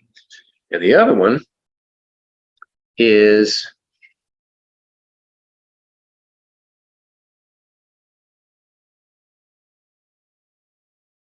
oh, I see. Okay. They're being really tricky. C2O4. There are 2 of them. And this should have a 2 minus charge because the manganese already been neutralized and left over with the oxalate charge. And this is in equilibrium with this one right here. And the K for that reaction is 1.26. Oops, I left off C2O4. Excuse me. C2O4 minus. Because I'm thinking in this direction. You need 2 of these to have 2 of those. Okay. 1.26 times 10 to the minus 2. Okay. So in order to solve our problem for the concentration of the singly associated complex ion, what we need to do is combine these 2 reactions. Yeah. First, we're going to combine these 2 reactions to give an overall for producing that one right there. So this one has to be on the other side. So we have to invert this reaction.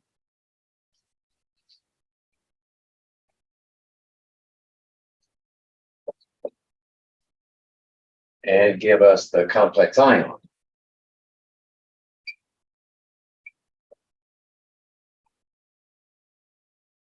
Yeah.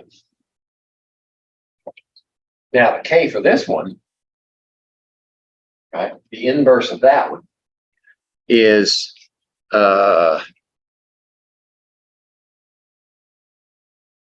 right.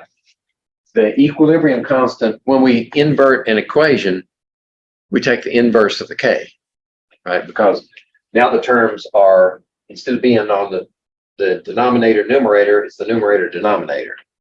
So we take the inverse of that value, 1.26 minus 2. And invert it. Let's see, where's my inverse key? There it is.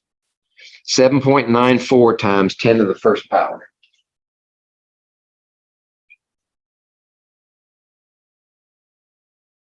Okay. Well, let's combine the equations now. Okay, so we're going to combine this one and this one to give us an overall. So now we have manganese 2 plus 2 of these,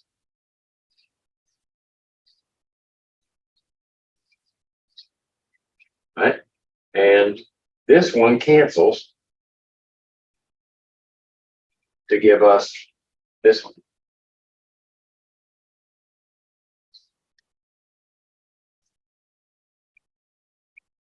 There we go. And the K for this reaction is the product of those two Ks, right? The product of this one and this one. So I've still got one of them in there in my calculator. I'll put the other one in. 7.9 exponent 3 and times that one. So this K is 6.27 times 10 to the 5th. So that's just an observation. That's way, way to the right.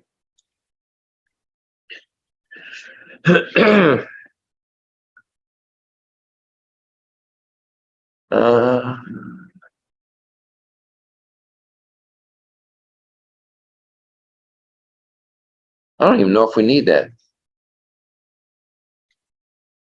What's the initial concentration of manganese? 0.02 molar manganese nitrate times 500 milliliters. So the initial concentration here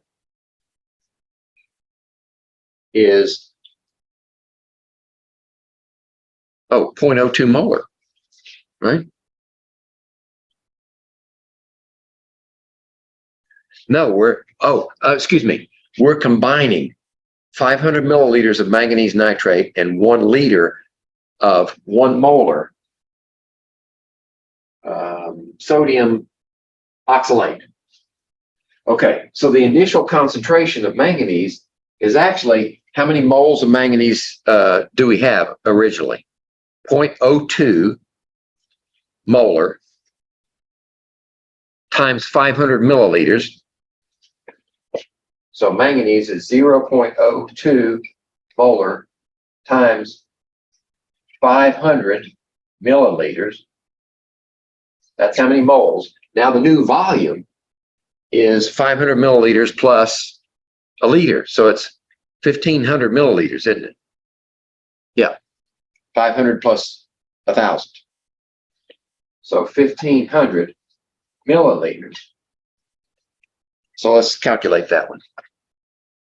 0.02 times 500 divided by 1,500 is 6.67 times 10 to the minus 3 molar. That's the initial concentration of manganese. How about the initial concentration of oxalate?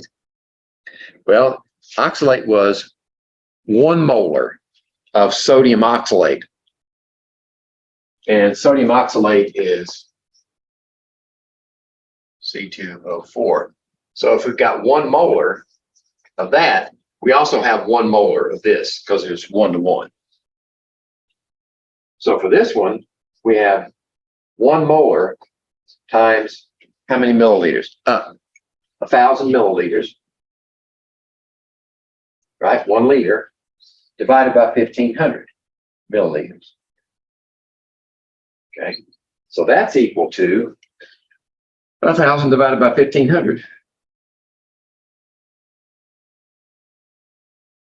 or 6.67 times 10 to the minus 1 molar. That's the initial concentration of oxalate before any reaction. Okay, after the initial reaction, this is going to be a stoichiometry followed by an equilibrium. All right. So what we're going to say is all of this is used up to make that. So initial, right? My ice table is kind of getting swamped with numbers. So initially, there's none of that. But the change is this is minus 6.67 times 10 to the, well, actually, it's not an ice table. I'm sorry. This is final, initial final, because this is stoichiometry. Right, we're going to do the stoichiometry first. So the final here is 0. And how much? Oh, and this is 1 to 1. One of these, one of those. So it all ends up over here. 6.67 times 10 to the minus 3 molar. This one is the tricky one. We've got to subtract. What does it take here? For every one of these, it takes 2 of those. So this one is going to be minus 6.67 10 to the minus 3. There we go. Minus 1.33 times 10 to the minus 2, because that's what it took. 2 of these for every one of those. So here's 1, and this is 2. 2 times that one. And that's subtracted from this, leaves us some oxalate behind. Let's see. Yeah, it's in my calculator. I just have to hit the minus button. So this gives us 6.53 times 10 to the minus 1 oxalate. So now we have the stoichiometry done. What we need next is to work backwards from the overall reaction. Okay. Right. All of this was just to find out what the equilibrium concentrations would be so that we could work backwards using this equation right here. All right, we're going to take these values. Let's see, we've got an oxalate. Yeah, got an oxalate concentration. We have a complex ion concentration, and this is our unknown. See where this is going? Okay. So what would be the expression there? K2, I'm going to try to fit it in here. K2 to the minus 1 is this one right here. And that expression puts the complex ion on top here, minus, and then these two on the bottom.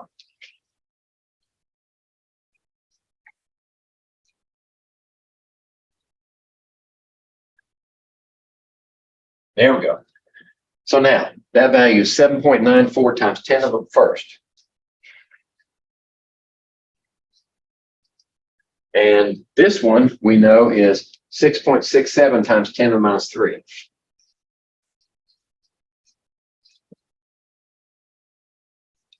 Okay. This one is unknown. That's our X right here. This one, the oxalate we know is 6.53 times 10 to the minus 1. So now all we have to do is solve for that X. So if I bring this X over here, put this one over here, that means this one divided by this one divided by that one will give us our answer. let's see, 6.67 exponent minus 3 and 6.53 exponent minus 1 divided, and then divide 7.94 exponent 1 divided into it. So x, or let me see if I did that right. Yeah, I just need to round it off. What did I start off with? Two significant figures. Okay, so I'm going to have to go to x. X is, I'm going to put in what x represents, is this species right here. And that is 1.3 times 10 to the minus 4 molar. There you go.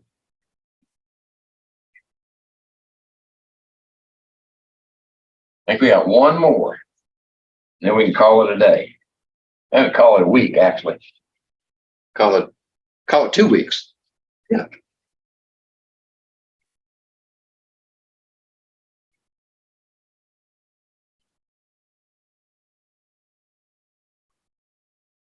Yeah, we got time. Stop raining too. That means creeks are starting to rise. You got any creeks to cross on the way home? No? Good. I do, but I don't. I think the flood control is pretty good along my journey. 53.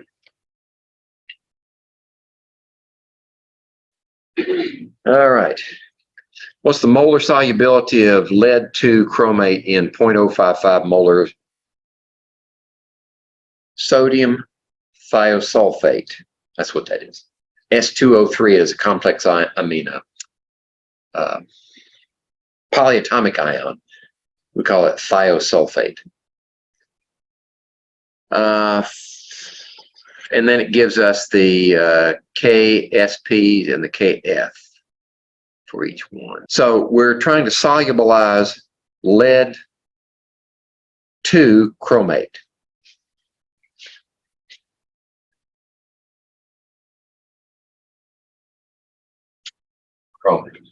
There we go.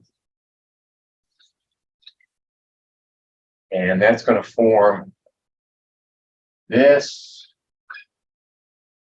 plus, yeah.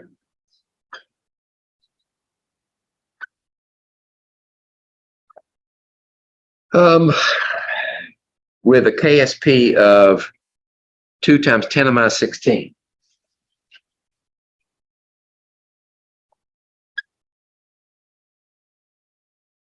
Okay, we're going to use this equation where the formation constant for lead-2 thiosulfate. We have lead 2 plus and thiosulfate. It looks like we need 3 of them.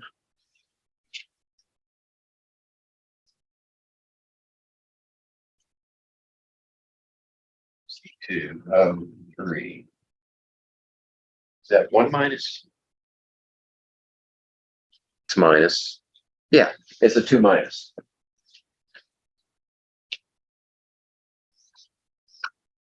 And that gives us this complex ion.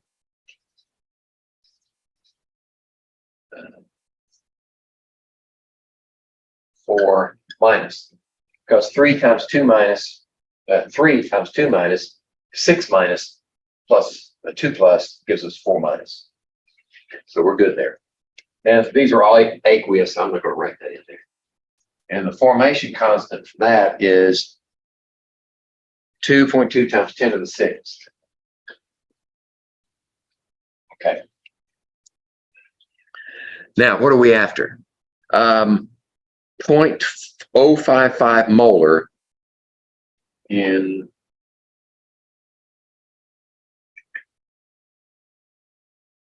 I'm going to write it over here. 0.045 molar sodium thiosulfate. Where'd you get 0.045? Is that right? Oh, 5.5. Excuse me. You're right. It's 5.5. That's better.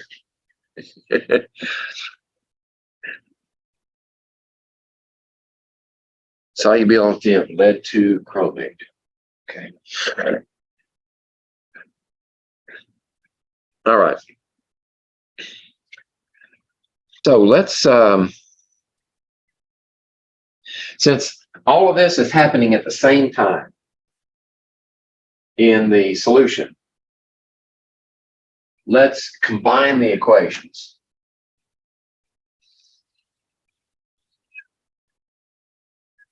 And give ourselves an overall K. So we got lead 2 chromate solid plus lead 2 plus 3 thiosulfate. And then we got lead 2 plus here plus chromate. These are aqueous. This is aqueous. This is aqueous. And then finally the lead 2. Let's see, there are 3 of these. Yeah, I left that out. There are 3 of those. The trithiosulfate lead 2 plus. Ion. There we go. All right. So overall, we find that that one goes out, that one goes out. And the K for this one equals that one times that one.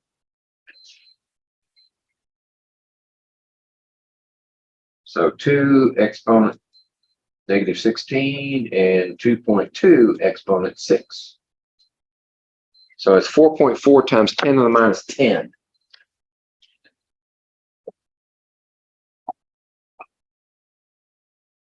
All right.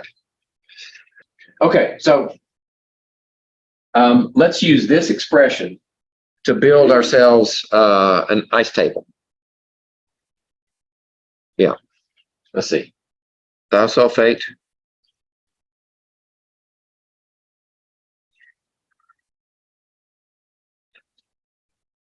Chromate. Is it? Yes. Okay. So initial concentrations.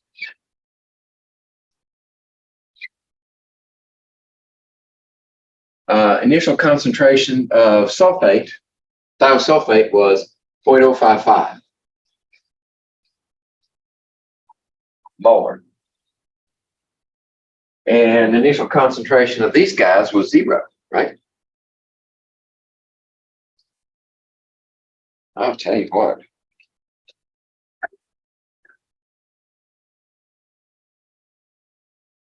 See how long that one lasts after I give it a rest.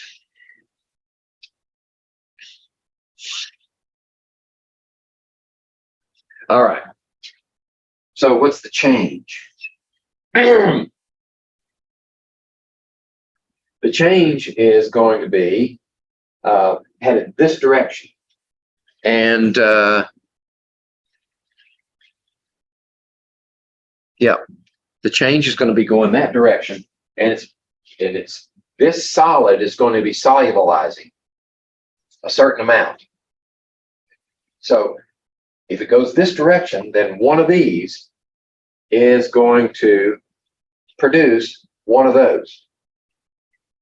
Right, so this is going to be a plus S. It's also going to produce one of these for the lead. Right, so this is plus S, correct? 1 to 1 and 1 to 1. But this is going to consume 3 of those S's. minus 3 S's. Yeah, because it takes 3 of these for every one of those. Okay, that's a solid, so it doesn't count. Right, so at equilibrium, we have an S here, an S here, and a 0.055 minus 3S.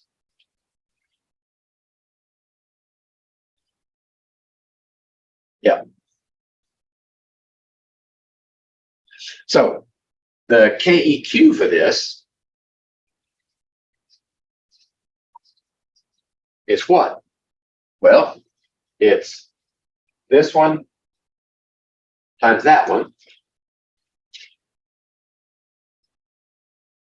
Chromate 2 minus times the complex ion, thiosulfate,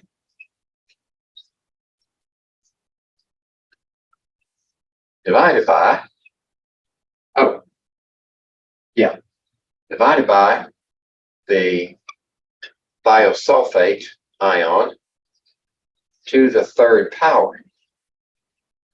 Okay, so 4.4 times 10 to the minus 10 is the KEQ. This one is S. This one is S. And this one is 0.055 minus 3S cubed.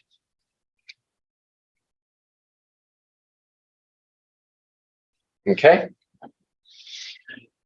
Now, the solubility of this compound, we hope, is going to be so small that we can ignore this 3S. So it's approximately S squared over 0.5055. You fix that.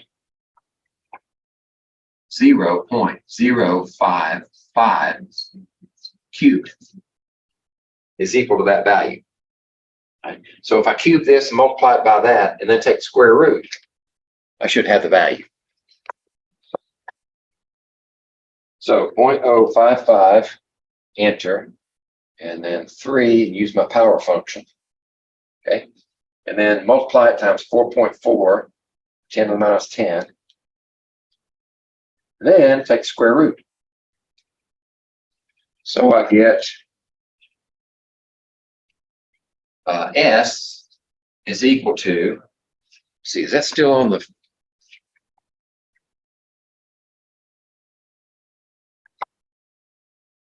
I hope it's still on the video, because it kind of gets, and let me play it safe. Let's put it over here. S equals 2.7 times 10 to the minus 7 molar solubility. Okay, solubility of this stuff in water would be square root of that. S square root of that. Let's see what it is. 2 exponent 16 negative. Take square root. 1.4 times 10 to the minus 8. So the solubility in plain water is 1.4 times 10 to the minus 8. But in thiosulfate solution of that concentration, we've upped it up by not much, by 1 order of magnitude. Let's see, did I do that right? Yeah, okay. That should be correct.